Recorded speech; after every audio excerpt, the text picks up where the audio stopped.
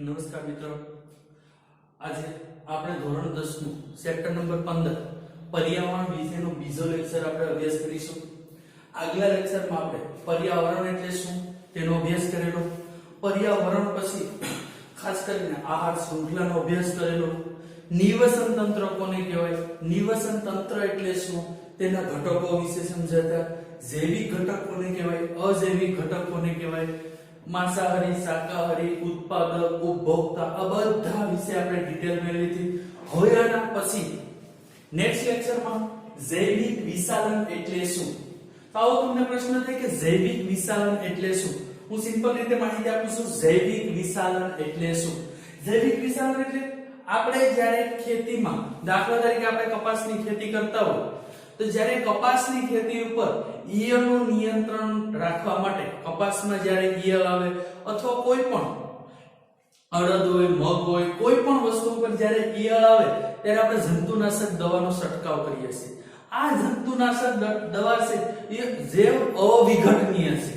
તો પહેલો પ્રશ્ન થાય કે જૈવ અવિઘટનીય એટલે શું? જેનું વિઘટન થતું નથી. તમને ખ્યાલ હશે આપણે ગામડામાં ખાસ કરીને જ્યારે ઉકરડો જે આપણે સાણિયું ખાતર લઈએ છીએ, એ સાણિયું ખાતર જ્યારે આપણે ખોદતા હોય અથવા કાઢતા હોય જ્યારે ખેતરમાં નાખવા માટે, ત્યારે એમાંથી પ્લાસ્ટિક છે જેવી કન્ડિશન છે તેવી જ કન્ડિશનમાં નીકળશે. પ્લાસ્ટિકનું વિઘટન થયું હશે નહીં. પછી જ્યારે એમાં કોઈ કાચનો ટુકડો રહી ગયો હશે તો કાચનો ટુકડો પર જેવો છે તેવી જ કન્ડિશનમાં મળશે. એનો મતલબ એમ કે એનું વિઘટન થયું નથી.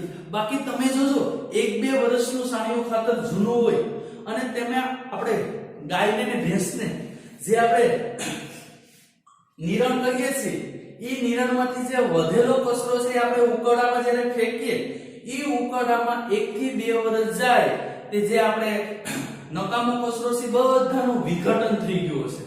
બાકી વિઘટન જે અવિઘટનીય પદાર્થ છે એનું વિઘટન થતું નથી. તો હવે જૈવિક વિશાલન એટલે શું? કોઈ પણ જંતુનાશક દવા જ્યારે ખેતરમાં આપણે સાકીએ છીએ તો જંતુનાશક દવા છે જૈવ અવિઘટનીય છે, તેનું વિઘટન થતું નથી. હવે જ્યારે કપાસના દવામાં આપણે કપાસના ખેતરમાં આપણે દવા સાકી, હવે ઈ દવા વરસાદ વરસે ત્યારે કપાસ ઉપરથી ધોવાય અને જમીન ઉપર પડે છે. આ જમીન ઉપર જે દવા પડે છે ઈ જમીનમાં રહેલા ટોટલી જે બેક્ટેરિયા છે એ બધાને, જે કૃષિ માટે ઉપયોગી છે તેવા બેક્ટેરિયા, એ બધાનો શું કરી નાખે છે? નાશ કરી નાખે છે. અને ઈ જે જૈવ અવિઘટનીય દવા છે એ વરસાદના પાણીમાં વહી અને ક્યાં વહી જાય છે? કોઈ નદી હોય, સરોવર હોય અથવા દરિયામાં. હવે દરિયામાં જાય ઈ પદાર્થનું દવાનું વિઘટન થતું નથી. તો માછલી તેને ખાય અથવા આપણે પાણી જ્યારે તળાવમાંથી કોઈ પાણીનો પીવા તરીકે ઉપયોગ કરે તો એ આપણા શરીરમાં આવે છે અને આપણે નુકસાન કરે છે. તો હવે જૈવિક વિશાલન એટલે શું? તો જ્યારે કોઈ પણ જંતુનાશક દવા છાંટીએ ત્યારે તેનું ધોવાણ થાય વરસાદ વરસવાથી તે જમીનમાં કોઈ પણ આપણે પાક ઉગાડીએ તેમાં એનું પ્રમાણ હોય છે, અથવા નદી, તળાવ, સરોવર, દરિયામાં જાય છે તેમાં રહેલી માછલીમાં આ દવા ભળી જાય છે. કારણ કે માછલી છે પાણી પીવે છે, પાણી દ્વારા એને દવા આવે છે અને ઈ માછલીનો જો ખોરાક તરીકે ઉપયોગ થાય તો ઈ આપણે દવાની અસર આપણા શરીર ઉપર થાય છે. તો એને શું આપણે કહીશું? જૈવિક વિશાલન કહે છે. એના પછીનો પ્રશ્ન ઓઝોન સ્તરનું વિખંડન કેવી રીતે પામે છે. તો પહેલો પ્રશ્ન થાય કે ઓઝોન સ્તર એટલે શું? પ્રશ્ન નંબર 2 આ નાનો પ્રશ્ન હતો. આ થોડો 3 માર્ક ને 2 અથવા 3 માર્કનો પ્રશ્ન વારંવાર આ બેમાંથી એક પ્રશ્ન પૂછાય છે. આ ખાસ કરીને ઓઝોન સ્તર છે વધારે પડતો પૂછાય છે. આહાર શૃંખલા અને ઓઝોન સ્તર બે મોસ્ટ આઈએમપી પ્રશ્ન છે. ઓઝોન સ્તરનું વિખંડન કેવી રીતે થાય? તો પેલા ઓઝોન સ્તર એટલે શું? આ પૃથ્વીનું પહેલું આવરણ છે ને, પહેલું આવરણ એટલે 10-15 કિલોમીટર. જે પહેલું આવરણ છે એને ટ્રોપોસ્ફિયર કહેવાય, બીજું આવરણ છે એને સ્ટ્રેટોસ્ફિયર કહેવાય, ત્રીજું આવરણ છે એને મેસોસ્ફિયર કહેવાય અને ચોથું છે એને થર્મોસ્ફિયર. પૃથ્વીના 4 આવરણ છે: ટ્રોપોસ્ફિયર, સ્ટ્રેટોસ્ફિયર, મેસોસ્ફિયર અને થર્મોસ્ફિયર. આપણે એનો અભ્યાસ નથી, ખાલી માહિતી આપી છે. તો પહેલું આવરણ છે ટ્રોપોસ્ફિયર છે, આશરે 50 કિલોમીટર અંદાજે. હવે 50 કિલોમીટરની ઉપરનું આવરણ છે સ્ટ્રેટોસ્ફિયર. તો ઓઝોન સ્તર છે કેમાં આવેલું છે? સ્ટ્રેટોસ્ફિયરમાં આવેલું છે. તો જ્યારે ઓઝોન સ્તરનું વિખંડન કેવી રીતે થાય? તો જ્યારે પૃથ્વીની સપાટી સ્ટ્રેટોસ્ફિયરમાં જે ઓઝોનનું એક દાખલા તરીકે હું અહીં લઈ લઉં છું એક સૂર્ય. હવે આ એક ઓઝોનનું સ્તર છે, આ આપણી ધરતી છે, આ ઓઝોનનું સ્તર છે. જો પૃથ્વી ઉપરથી કાર્બન ડાયોક્સાઇડનું પ્રમાણ CFC HFC જે આપણે ફ્રીજમાં રેફ્રિજરેટરમાં ઉપયોગ થાય છે ગેસ HFC CFC આવા ગેસનો ઉપયોગ થાય છે. આવા ગેસને લીધે આ ઓઝોન સ્તર છે એમાં ગાબડા પડી જાય છે. ઓઝોન સ્તરમાં શું પડી જાય છે? ગાબડા પડી જાય છે અથવા હોલ પડી જાય છે. આ ગાબડાને લીધે સૂર્યપ્રકાશમાંથી પારજાંબલીને વિજ્ઞાનની ભાષામાં યુવી કિરણો કહેવાય. પારજાંબલી કહો તોય, યુવી કિરણ કહો તોય, અને અલ્ટ્રાવાયોલેટ કિરણ કહો તો પણ એને ઈજ. તો સૂર્યમાંથી જે અલ્ટ્રાવાયોલેટ કિરણો આવે છે એ ઓઝોન સ્તરમાં શોષાઈ જાય છે. એ આપણા માટે ફાયદાકારક છે. જો ઓઝોન સ્તરમાં અલ્ટ્રાવાયોલેટ કિરણો ન શોષાય તો ઈ અલ્ટ્રાવાયોલેટ કિરણો ડાયરેક્ટ ધરતી ઉપર આવે છે, પૃથ્વી ઉપર. તો આપણી ચામડી ઉપર જો અલ્ટ્રાવાયોલેટ કિરણ પડે તો આપણે ચામડીનું કેન્સર થવાની શક્યતા વધી જાય છે. અને જો આપણી આંખ ઉપર ડાયરેક્ટ અલ્ટ્રાવાયોલેટ કિરણ પડે તો આપણી આંખની દ્રષ્ટિ ક્ષેત્ર છે એ કાયમ માટે દૂર થઈ જાય છે. તો માટે હંમેશા CFC HFC જેવા વાયુઓનો બને ત્યાં સુધી ઉપયોગ ઓછો કરવો જોઈએ. તો હવે ઓઝોન સ્તર છે નું વિખંડન કઈ રીતે થાય? રાસાયણિક પ્રક્રિયાની મદદથી આપણે જાણીએ. ઓઝોન છે એ ખાસ કરીને 3 અણુ છે. કેટલા છે? 3. આપણો સાદો આપણે જે ઓક્સિજન શ્વાસમાં લઈએ એ કેટલા અણુનો હોય છે? 2 અણુનો હોય છે. હવે તો સાહેબ આ ઓક્સિજન 2 અણુનો છે, ઉપર ઓક્સિજન 3 અણુનો થઈ જાય? ના, ઓક્સિજનનું વિખંડન થાય. એની હાજરીમાં મેં આગળ કીધું હતું સૂર્યપ્રકાશમાંથી કઈ કિરણો આવે છે? અલ્ટ્રાવાયોલેટ કિરણો એટલે પારજાંબલી કિરણો. તો ઓક્સિજન આપણો ઓક્સિજન છે, આ ઓક્સિજનનું વિખંડન થાય. ઓક્સિજન પાસે કેટલા પરમાણુ છે? 2 પરમાણુ. એનું પારજાંબલી યુવી કિરણો એટલે સૂર્યપ્રકાશમાંથી જે પારજાંબલી કિરણો છે એના વડે વિખંડન થાય તો ઓક્સિજનના બંને પરમાણુ અલગ અલગ થઈ જાય. Oxygen plus oxygen. હવે હવામાં ઓક્સિજન તો એકલો તો હોતો નથી, અનેક ઓક્સિજનના પરમાણુ હોય. હવે પાછો બીજો ઓક્સિજન પરમાણુ લો, એની સાથે આ ઓક્સિજન જોડાય તો શું થઈ જાય? 2 ઓક્સિજન અને આ 1 ઓક્સિજન શું થઈ જાય છે? ઓક્સિજન 3. તો આને શું કહેવામાં આવે છે? ઓઝોન કહેવામાં આવે છે. તો હવે ઓઝોન વિશે આપણે અભ્યાસ કરી ગયા છે કે O2 નું પારજાંબલી યુવી કિરણોની હાજરીમાં વિખંડન થાય તો ઓક્સિજનના સ્વતંત્ર પરમાણુ મળે છે. ઓક્સિજનનો સ્વતંત્ર પરમાણુ ઓક્સિજન અણુ સાથે પ્રક્રિયા કરે તો ઓક્સિજનના 3 અણુ બને છે, જેને આપણે શું કહેશું? ઓઝોન કહીશું. હવે આ ઓઝોન કિને લીધે થાય છે? હું અહીં 3 લખું છું. મેન કારણ HFC. HFC H એટલે હાઇડ્રોફ્લોરોકાર્બન, CFC ક્લોરોફ્લોરોકાર્બન. HFC એટલે હાઇડ્રોફ્લોરોકાર્બન, CFC એટલે ક્લોરોફ્લોરોકાર્બન. હવે એનો નાઇટ્રો ઓક્સાઇડ. હવે આ ત્રણેય ગેસને લીધે ઓઝોનનું જે સ્તર છે એનું વિખંડન થવાની શક્યતા વધી જાય છે. અને આ ખાસ કરીને આપણે રેફ્રિજરેટર ફ્રીઝરમાં ખાસ કરીને જે બરફ બનાવવાના કારખાનામાં ખાસ કરીને આ 3 ગેસ વાયુનો વધારે ઉપયોગ થાય છે. હવે આના માટે સરકાર શું કરે છે? તો સરકાર એક સંસ્થા છે UNEP, United nation environment problem. સંયુક્ત રાષ્ટ્રીય સંઘની સંસ્થા એક છે યુનાઇટેડ નેશન એન્વાયરમેન્ટ પ્રોગ્રામ. આ નામની એક સંસ્થા છે. એ સંસ્થા દ્વારા ઓઝોનનું સ્તરનું જેમ બને એમ વિખંડન ઓછું થાય તેવા કાર્યો કરે છે. તમને આવો પ્રશ્ન પૂછાય કે ઓઝોન સ્તરનું વિખંડન કેવી રીતે થાય છે અને તેનાથી થતા ગેરલાભ જણાવો. તો ઓઝોનમાંથી જે સૂર્યપ્રકાશના પારજાંબલી કિરણો જો ચામડી ઉપર પડે તો ચામડીનું કેન્સર થઈ જાય છે, અને જો આંખ ઉપર પડે તો આપણી કાયમની દ્રષ્ટિક્ષમતા જે આપણે જોઈ શકીએ છીએ એ જોઈ શકતા નથી. તો ઓઝોનનો પ્રશ્ન હતો. હવે સમજાઈ ગયો છે ઓઝોનનો. પહેલા સૂર્યપ્રકાશનું વર્ણન, પછી રાસાયણિક પ્રક્રિયા, અને આ ત્રણ વસ્તુ. હવે છે કચરો એટલે શું અને તેના પ્રકાર જણાવો. આપણે ખ્યાલ હશે કચરો એટલે શું, તેની વ્યાખ્યા દેવી પડે. હવે કચરાની ખાસ કરીને વ્યાખ્યા સિમ્પલ છે. અનૈચ્છિક અને બિનઉપયોગી વસ્તુ એટલે કચરો કહેવાય. મારી પાસે આ પેન છે, માર્કર પેન, અત્યારે ઉપયોગી છે તો આને કચરો નહીં કહીશ. આ તૂટી જશે અથવા ખરાબ થઈ જશે તો આપણ શું થઈ જશે, કચરો થઈ જશે. હવે અનૈચ્છિક વ્યાખ્યા બોલું છું. અનૈચ્છિક અને બિનઉપયોગી વધારાની વસ્તુઓને કચરો કહેવામાં આવે છે.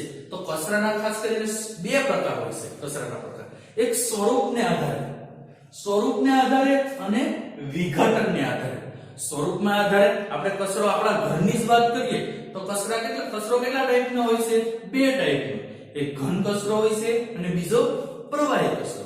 તો ઘન કચરામાં કોનો સમાવેશ થાય છે, તમે રોજિંદા જીવનમાં સવારમાંથી ઉઠીને જોશો તો તમારા ઘરમાં સવારમાંથી ઉઠીને જે રસોઈ બને છે, દાખલા તરીકે બટેકા હોય તો બટેકાની ઉપરની આપણે સાલ જોઈએ છે એ કચરો કહેવાય છે.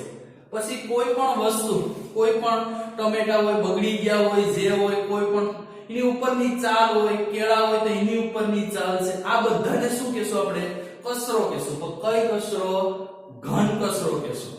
તો પ્રવાહી કચરો કોને કહેશું, પ્રવાહી કચરો આપણે છે ઠામ ઉટકીએ છે. અત્યારે વાસણ આપણે જ્યારે ઉટકીએ એ ગંદુ પાણી હોય છે એને શું કહેશું, પ્રવાહી કચરો. સાદામાં સાદું ઉદાહરણ દો તો ગટરનું પાણી, એ આપણે પાણી ક્યાં જાય છે, આપણું ગટરમાં જાય છે. એ ગટરનું પાણી છે એ પ્રવાહી કચરો. તો પહેલી વસ્તુ છે ઘન કચરો સરળતાથી વહન કરી શકે કે પ્રવાહી કચરો. તો પ્રવાહી કચરાનું સરળતાથી વહન કરી અથવા સરળતાથી એક જગ્યાએથી બીજી જગ્યાએ લઈ જઈ શકાય છે. ઘન કચરાનું શક્ય એટલું નથી. વિઘટનની પ્રક્રિયાને આધારે, તો વિઘટનની પ્રક્રિયાને આધારે બે પ્રકાર પડે છે, જૈવ વિઘટનીય અને જૈવ અવિઘટનીય. હવે જેનું જીવાણુ, સૂક્ષ્મ બેક્ટેરિયા, કોઈ પણ, મેં તમને કાલે એક ઉદાહરણ આપ્યું હતું, કોઈ પણ માણસ હોય, પશુ હોય, પક્ષી હોય, કોઈ પણ માણસ જ્યારે મૃત્યુ પામે ત્યારે એને 48 કલાક પછી એના શરીરમાં નાના બેક્ટેરિયા ઉત્પન્ન થઈ છે. એ બેક્ટેરિયા શું કરે છે, આપણા શરીરનું વિઘટન કરે છે. ક્યારે કોઈ તમે પ્રાણીને મૃત્યુ પામતા અથવા જોયો અને તમે 15 દિવસ અથવા મહિનો દિવસ પછી, 2 મહિના પછી નાથી નીકળો તો ત્યાં ઈ આખા પ્રાણીનું શું થઈ ગયું છે, વિઘટન થઈ ગયું છે. આપણે સામાજિકમાં એક વસ્તુ ખ્યાલ છે, કુદરતી સફાઈ કર્મચારી. એમાં કોણ આવે છે, ગીધ આવે, કાગડો આવે છે. એ શું છે, આપણા કુદરતના સફાઈ કર્મચારી છે. હવે તો વિઘટનને આધારે પ્રક્રિયા જૈવ વિઘટનીય અને જૈવ અવિઘટનીય. જૈવ વિઘટનીય એટલે શું અને જૈવ અવિઘટનીય, જેનું વિઘટન સરળતાથી થાય એને જૈવ વિઘટનીય. સાદામાં સાદી વ્યાખ્યા, જેનું વિઘટન સરળતાથી થાય એને જૈવ વિઘટનીય, જેનું વિઘટન નથી થતું જૈવ અવિઘટનીય. હવે આપણે વ્યાખ્યા રૂપે દે, જૈવ વિઘટનીયની વ્યાખ્યા પરફેક્ટ બોલું છું. જે કોઈ પણ વસ્તુનું જીવાણુ અથવા કોઈ મૃતોપજીવી પ્રાણી વડે અથવા કોઈ જીવાણુ દ્વારા વિઘટન સરળતાથી થાય તો જૈવ વિઘટની. દાખલા તરીકે તમે ઘરે ટ્રાય કરવું હોય તો કરજો. ઘરે એક ખાડો ગોળવાનો છે તમારે, એમાં તમારા ઘરેથી બટેટાની છાલ હોય, કેળાની છાલ હોય, કોઈ પણ છાલ હોય, દૂધીની છાલ હોય, જે શાકભાજીનો આપણે કચરો કહીએ છીએ, એને તમે ખાડા ગોળી અને દાટી દેજો અને 10 થી 15 દિવસ પછી ઓબ્ઝર્વેશન કરજો, ઈ કચરાનું વિઘટન થઈ ગયું હશે. બીજો એક ખાડો ગોળો, એની અંદર એક પ્લાસ્ટિક મૂકો, કાચ તમારા ઘરમાં કોઈ પણ હોય બાટલીનો કે એને મૂકો, ઈ બેને મૂકીને એક સમય રહેવા દેજો. 15 દિવસ પછી તમે ઓબ્ઝર્વેશન કરશો તો 15 દિવસ પછી જે તમે શાકભાજીનો કચરો હશે ઈ સડી ગયો હશે, એટલે એનો મતલબ એમ થાય કે તેનું વિઘટન થઈ ગયું હશે. પણ જ્યારે કાચ છે, પ્લાસ્ટિક છે, આવી વસ્તુનું વિઘટન થતું નથી. એને શું કહેશું, જૈવ અવિઘટનીય કહેવામાં આવે છે. જૈવ વિઘટનીયના ઉદાહરણ શાકભાજીની છાલ, ફળની છાલ, કાગળ. જૈવ અવિઘટનીયના ઉદાહરણ કાચ, પ્લાસ્ટિક, પોલિથીન. તો પેલો પ્રશ્ન તો પોલિથીન એટલે શું? એ પ્લાસ્ટિકનો જ એક પ્રકાર છે. અહીં સુધી. હવે આના પછી એક અહીં ચેપ્ટર કામ તો પૂરું થઈ જાય છે, પણ એક ટોપિક છે ઉત્પાદક એટલે શું અને ઉપભોક્તા એટલે શું. તો એનો કોષ્ટક બનાવીને આપણે સમજી લઈએ.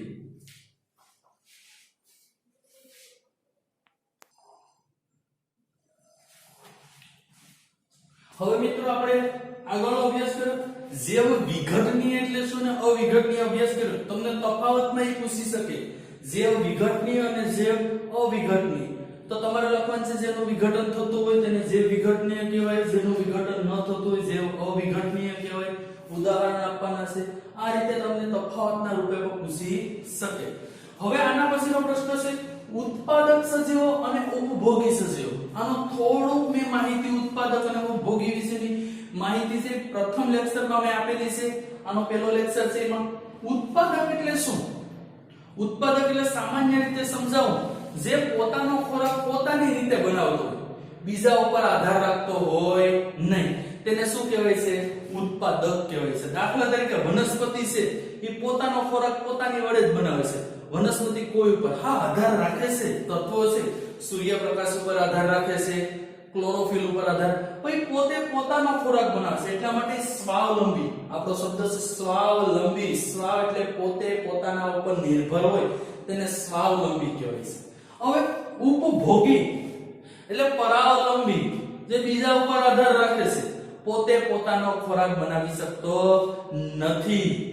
પરાવલંબીમાં દાખલા તરીકે મનુષ્ય છે પરાવલંબી છે. મનુષ્ય છે બીજા ઉપર આધાર રાખે છે, જમીન ઉપર આધાર રાખે છે. જમીન ઉપર જો કઠોળ છે, કોઈ પણ ધાન્ય પાક છે ઈ થાય તો એનો ઉપયોગ ડાયરેક્ટ કરી શકે છે. એટલા માટે એને ઉપભોગી કહેવામાં આવે છે. પોતે પોતાનો ખોરાક બનાવતો નથી. પહેલો પોઈન્ટ જોઈએ સ્વયંપોષી છે કારણ કે પોતે પોતાનો ખોરાક બનાવે છે. આનો ઊંધો આવશે વિષમપોષી છે કારણ કે પોતે પોતાનો ખોરાક બનાવી શકતો નથી. હવે ઉત્પાદક છે કેની મદદથી ખોરાક બને? સૌર ઊર્જા. સૌર ઊર્જા એટલે સૂર્ય ઊર્જાની મદદથી. સૂર્ય ઊર્જાનું રાસાયણિક ઊર્જામાં રૂપાંતર થાય છે.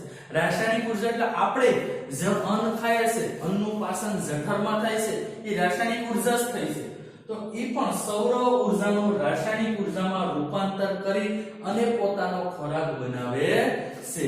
આ છે ઉપભોગી. એ અન્ય સજીવો ઉપર આધાર રાખે છે કારણ કે પોતે તો ખોરાક બનાવી શકતો નથી. તો તેઓ અન્ય સજીવો કે તેમની નિપજો, નિપજો એટલે ખોરાક મેળવવાની બીજી રીતો, એની ઉપર આધાર રાખે છે. ત્રીજું લીલી વનસ્પતિનો સમાવેશ થાય છે. સ્થળજ. સ્થળજ એટલે જમીન. જમીનમાં કઈ છે સ્વાવલંબી? જમીન નિવસન તંત્રમાં આવો પ્રશ્ન પૂછાય કે સ્થળજ નિવસન તંત્રમાં સ્વાવલંબી અથવા ઉત્પાદક સજીવનું નામ આપો. તો સ્થળજમાં કોણ આવશે? લીલી વનસ્પતિ. અને પાણીમાં કયું એવું છે કે પોતે પોતાનો ખોરાક બનાવે છે? પાણીમાં છે લીલ. લીલ છે પોતે પોતાનો ખોરાક બનાવે છે. લીલ એટલે ખાસ કરીને આપણે ગુજરાતી ભાષામાં શેવાળ કહીએ છીએ. તો લીલ ઈ જલજ નિવસન તંત્ર છે. આમાં મનુષ્ય, પ્રાણી, પક્ષી છે કેવા છે? પરાવલંબી અથવા ઉપભોગી. હવે ઉત્પાદક સજીવ છે એને વિશિષ્ટ કક્ષામાં કોઈ ભાંગી શકાતો નથી અથવા વિભાજન કરે. ઉત્પાદક એટલે એક જ કે વનસ્પતિ છે અથવા પાણીમાં હોય તો લીલ છે, એનો કોઈ ભાગ કરી શકાતા નથી. જ્યારે ઉપભોગી છે એના તો જાજા પ્રકાર પડે છે. તૃણાહારી. તૃણા એટલે ઓન્લી ફોર ઘાસનો જ ઉપયોગ કરતા હોય, તૃણાહારી. હવે બીજું છે માંસાહારી, જે માછનો ઉપયોગ કરીને પોતાનો ખોરાક બનાવતા હોય, માંસાહારી.